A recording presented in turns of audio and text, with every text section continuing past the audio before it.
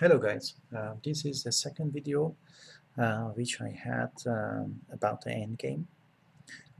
So in this position we want to understand whether this pawn can become queen or not, and who has a white can win or white can, black can draw. So in order to understand that, the way that I'm teaching my students is like that, and I believe that you would be able to learn that very quickly, regardless of your age, regardless of your rating, um, and your level. So in this, the rule which I'm talking about is applicable for the pawn from uh, all the columns except A and H. So uh, here, what you need to understand is imagine this um, pound is like a car, okay? And in order to turn that car and run from here to here, you need to capture a key of this car, and the key for this car are located here, okay? So one step above, okay? These these three these three are key for this car. Okay, so now you tell me, if it's white move, can you capture one of these keys? Capturing means going inside that squares.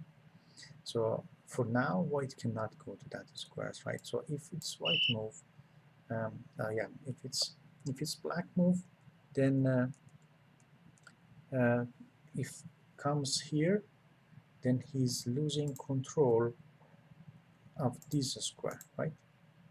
So now you can jump to this square. So that means this card, and you have a key, so you should be able to win this game.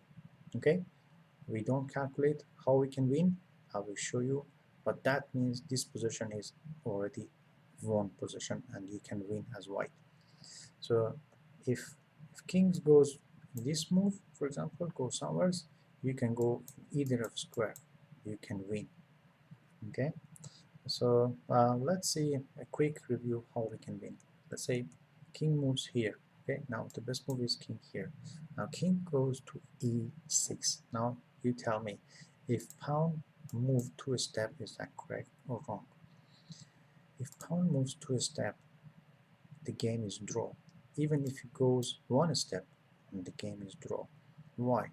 Because if you move one step, as I said, imagine this is a car, right? So the keys for this car are located one step above, okay?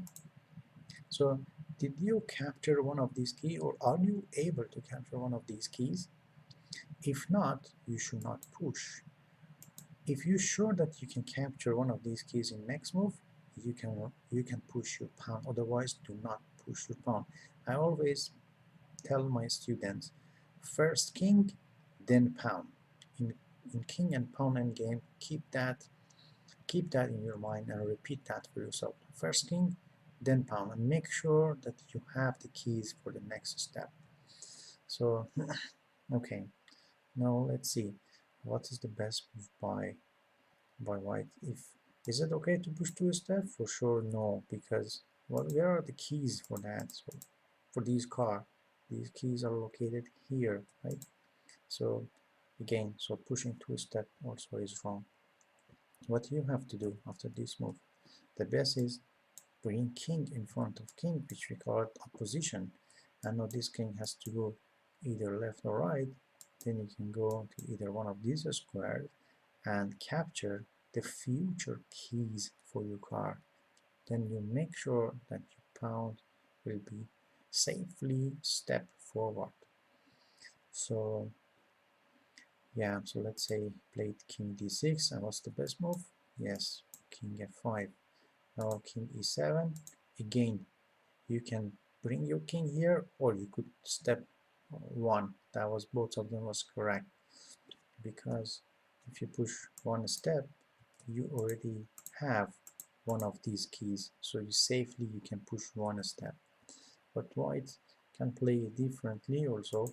He can play here and after king move, for example here, you play here, and safely you can push even 2 steps, right? And that's the point. So king d7, king here, you play e5.